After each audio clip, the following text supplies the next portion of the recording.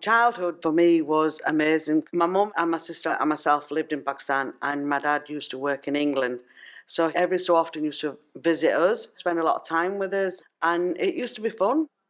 My brother Saeed were born in 1969. My parents, I could see that they weren't happy, but I couldn't understand. So my elder sister and myself did most of the caring for my younger sibling sister.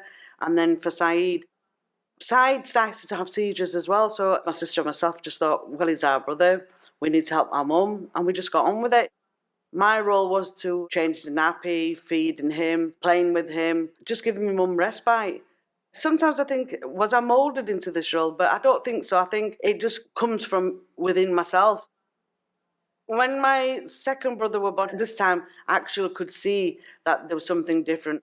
Both my brothers have learning disabilities, challenging behaviour and epilepsy, and they have small heads. So my mum was always seen as a failure. And for me, it was like, well, I need to care for my mum. I need to make sure that, I try and take as much burden off her and not stress her out and stuff.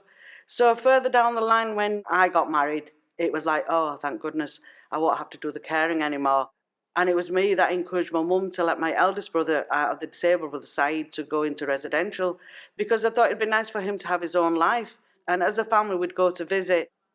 Saeed was so unhappy. He stopped eating and he was losing weight. And my husband said, look, can you not come and live with us? And I said to him, look, this is going to be difficult. This is hard work. I've grown up with it. You're asking me a lot. I can only do it if you're going to be supportive. And he said, well, yes, of course I will be.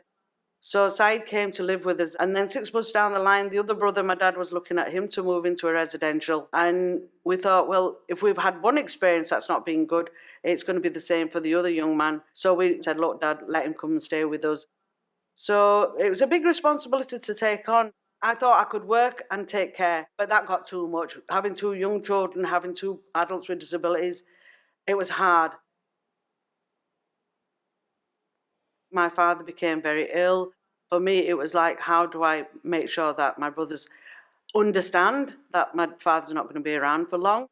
I'd take them regularly to see him, trying to get them to understand that our parents are becoming frail. But what you do is you end up putting all your feelings and thoughts into the caring that you're putting into your loved ones, because you don't know how much they understand.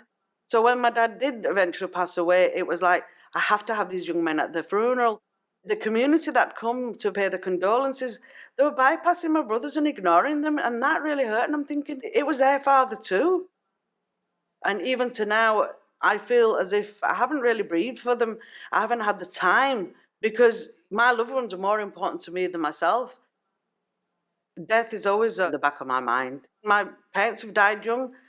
Maybe, I have another 5 years, 6 years, who knows. Sometimes I do worry how much it'll affect my brothers. I have left photographic memories for them. Even the funeral itself, it is in picture form, which, they will be able to have and see through and hopefully understand. 5, 6 years ago, I started this journey about my brothers moving on to independent living.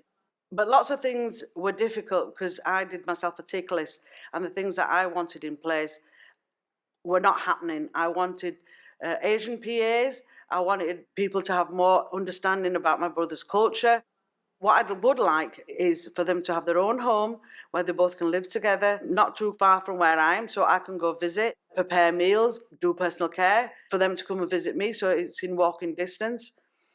But now I've got to the stage where I can't find those PAs, so what I'll have to do is the PAs that they will have, make sure that I go educate them and manage them and help them to understand what is so important to my brothers. My brothers have to always come first. I feel as if that is a good legacy to leave behind, that they have their own lives, that they're happy, content. And for me to be able to at least be able to have that time with my brothers as a sister and enjoy that and be happy and have some peace to say that I've achieved it.